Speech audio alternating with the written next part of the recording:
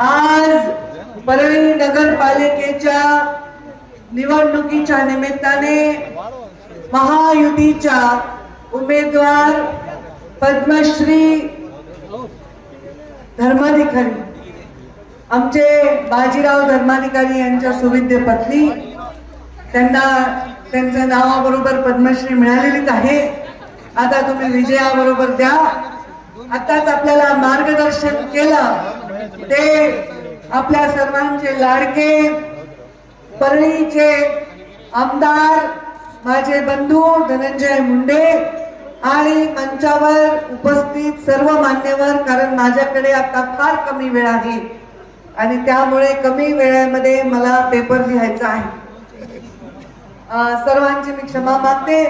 एवढ्या मोठ्या संख्येने या माझ्या नजरेपर्यंत दिसतात तितके लोक समोरच्या बाजूला, या गल्लीमध्ये मागच्या बाजूला, या सगळे वडीलधारी मंडळी, युवा बांधव आणि खास करून इतक्या संख्येने जमलेल्या माझ्या माता भगिनींनो, हे सगळे जण समोर उभे राहिल्यामुळे तुम्हाला दिसत नव्हतं, त्याबद्दल पण मी तुमची क्षमा मागते. धनंजय भाऊनी खूप खूप विस्तृत मार्गदर्शन केलं. या परळीमध्ये जन्म माझा झाला. या परळीत मी लहानाची मोठी झाले. कन्या शाळेत शिकले, सरस्वती शाळेत शिकले आणि नंतर मुंडे साहेब मंत्री झाल्यावर मुंबईला शिफ्ट झाले.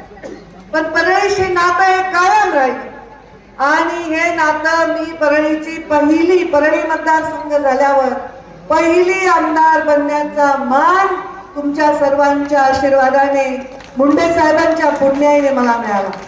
दुसऱ्यांदाही मी आमदार झाले पण माझे वडील माझ्या बरोबर नव्हते आणि तिसऱ्यांदा तुम्ही मला आमदार न करता धनुभाऊला आमदार.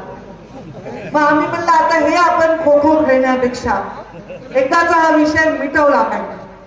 त्यामुळे योगायोगाने आमची युती झाली राष्ट्रवादीची आणि भारतीय जनता पार्टीची महाराष्ट्रामध्ये.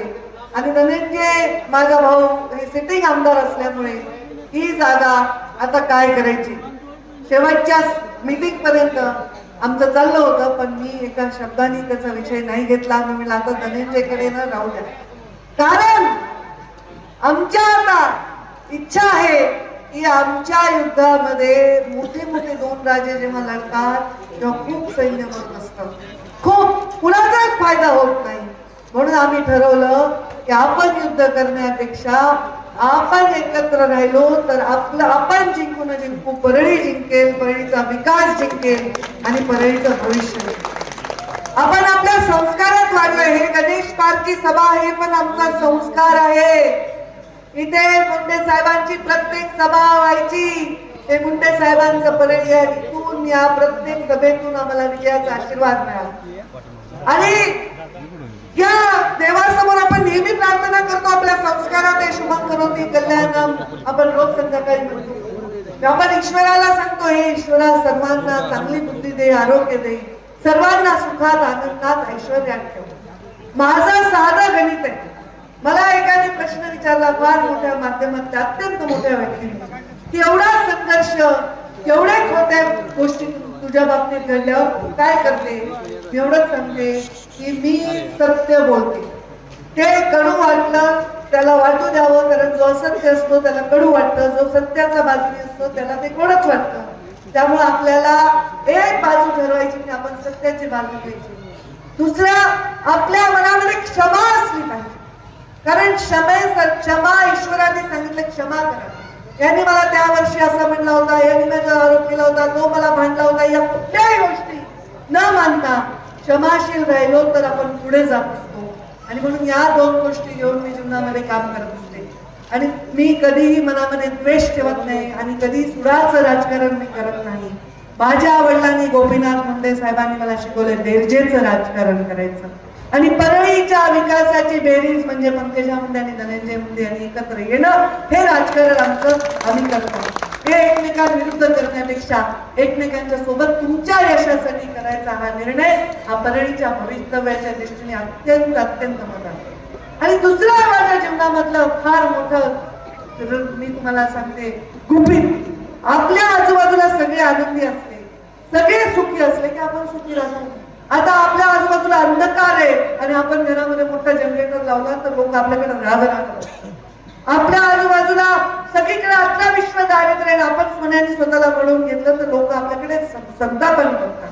त्यामुळे आपल्या आजूबाजूचे लोक सुखी राहायला पाहिजे. त्यांच्या हातामध्ये किमान त्यांना आवश्यक त्या गोष्टी पाहिजे.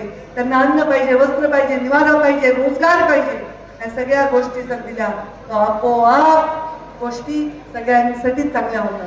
मलाच एका तराजूमध्ये कोणी करोडो रुपयाची संपत्ती ठेवली आणि एका बाजूला सन्मान ठेवला तर मी नेहमी सन्मान निवडलाय आणि तो सन्मान माझ्या परळीला मिळावा ही माझी इच्छा आहे. तो सन्मान आपण आमच्या पद्मश्री बाजीराव धर्माधिकारी आणि त्यांच्या समवेत उभ्या असलेल्या कमळाच्या फुलावरच्या, घड्याळीच्या चिन्हावरच्या आणि धनुष्यबाणावरच्या चिन्हावरच्या सर्व उमेदवारांना द्या अशी हात जोडून मी आपल्याला विनंती करते.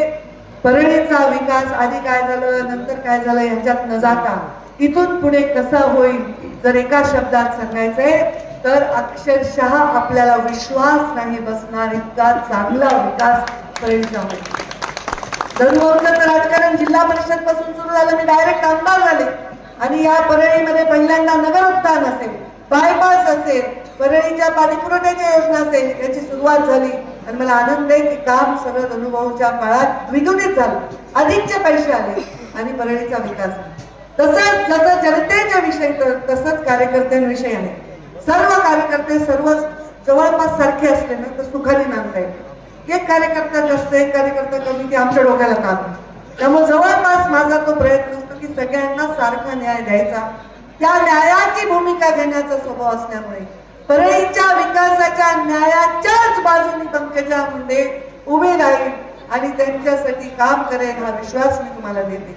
आता आमचे पद्मश्रीताई नगराध्यक्ष होणार याच्यात माझ्या मनात शंका नाही.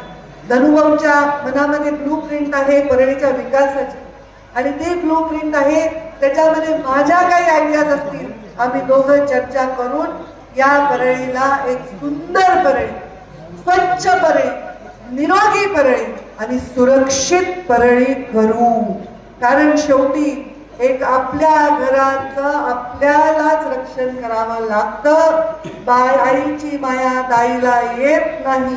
कोणी काही म्हणलं तरी या परळीच्या मातीत गुडघे फुटणारे आम्ही, या परळीमध्ये लहानाचे मोठे झालेलो आम्ही आणि मुंडे साहेबांच्या निमित्ताने सदैव समाजासाठी काम करणारे आम्ही जर एकत्र आलो तर ह्याच्यामध्ये भलं कोणाचं होणार आहे तर ते धनंजय मुंडे आणि पंकजा मुंडेपेक्षा परळीचं भलं होणार आहे.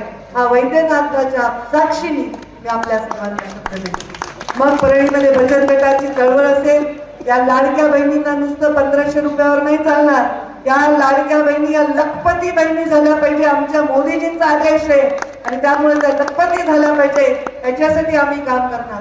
सर्व धर्माला सोबत घेऊन, सर्व जातींना सोबत घेऊन काम करण्याचा आमचा वारसाच आहे. अहो मुंडे साहेब मारले तर ज्याला पहिला हार्ट अटॅक आला जागीच ठार झाला तो एक मुसलमान माणूस होता. की मुंडे साहेबांवर इतकं प्रेम तो करत होता की मुंडे साहेबांच्या नाण्याची धक्का त्याला बसला. इतकं प्रेम आपल्या सर्वांनी आमच्यावर केलं, आम्ही आपल्यावर केलंय. बस याच्या प्रेमाची पावती आहे. उद्या आपण सर्वजण आमच्या पद्मश्री भैया धर्माधिकारी आणि आमच्या सर्व उमेदवारांना प्रचंड मताने विजयी करा. त्यांना आशीर्वाद द्या. कोणी इकडं तिकडं थोडं अपक्ष थोडं अपक्ष काही नका करू. गपचूप येतील चिन्ह बघा. माझ्या आणि तुमच्या दोघांनाही सांगायला कार्यकर्त्यांना सुद्धा तो मला आवडत नाही तो मला आवडत नाही असं काय नाही. चिन्ह बघा, घड्याळ बघा, धनुष्यबाण बघा आणि कमळ बघा. हे तीनही चिन्ह बघा.